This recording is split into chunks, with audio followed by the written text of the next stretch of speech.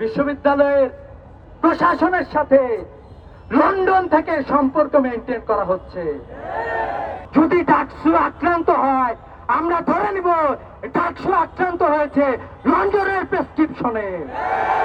আমাদের ক্যাম্পাস যদি কোনো অস্থিতিশীল পরিবেশ সৃষ্টি হয়, বহিরাগতদেরকে যারা প্রবেশ করিয়েছে, আমরা ধরে নিব এটা ঘটেছে লন্ডন থেকে। তারা যখন নিজ উদ্যোগে এই নির্বাচন বন্ধ করতে পারছে না, তারা তখন হাইকোর্টের ঘাড়ে বন্দুক রেখে ডাকসু নির্বাচন বন্ধ করতে চায়।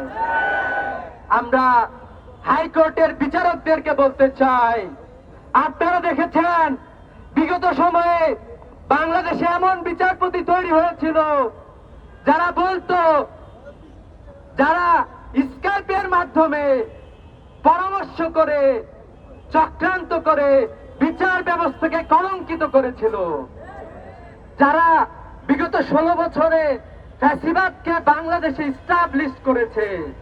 আজকে আমরা দেখলাম যে আমাদের বন্ধু মহল তাদের উপরে বন্দুক রেখে তাদের সাথে সলা পরামর্শ করে ডাকসু নির্বাচন বন্ধ করতে চায়। আমরা আরো দেখতেছি আজকেই ঢাকা বিশ্ববিদ্যালয়ের পরিবেশ নষ্ট করার জন্য ছাত্রদল ক্যাম্পাসে বহিরাগতদের নিয়ে মিছিল করেছে। আমরা এই বিপরীত পূর্বে দেখেছি রোকে হলে ছাত্রদল ছাত্রীদের উপরে হামলা করেছে, শামসুন্নাহর হলে হামলা করেছে, বুয়েটে আমাদের বোন সনিকে হত্যা করেছে। আমরা দেখলাম প্রায় ৪৪টার মতো ধর্ষণের খবর পত্র পত্রিকায় এসেছে। আর অসংখ্য নারী ধর্ষণের শিকার হয়েছে। সবাই আদালতে যাইতে পারে নাই, সবাই মুখ খুলতে পারে নাই। আপনারা এখনো ক্ষমতার কাছাকাছি যান নাই। এখন থেকে যে ধর্ষণ শুরু করেছেন, বাংলাদেশের ছাত্র সমাজ আপনাদেরকে সেইটা আস্থা করে আপনাদেরকে নিক্ষিপ্ত করে ছাড়বে। আমরা শুনেছি বিশ্ববিদ্যালয়ের প্রশাসনের সাথে লন্ডন থেকে সম্পর্ক মেনটেন করা হচ্ছে। ছাত্রদল যা করে সবকিছুর পরামর্শ লন্ডন থেকে আসে। আমরা দেখলাম প্রায় শতাধিক ছাত্রদলের নেতা আমাদের বোনদেরকে বিভিন্ন জায়গায় হেনস্থা করেছে, অনলাইনে ধর্ষণের মতো হুমকি দিয়েছে। আমরা বলতে চাই, এই প্রত্যেকটা দায়ভার যিনি দিচ্ছেন তাকে দায়ভার নিতে হবে।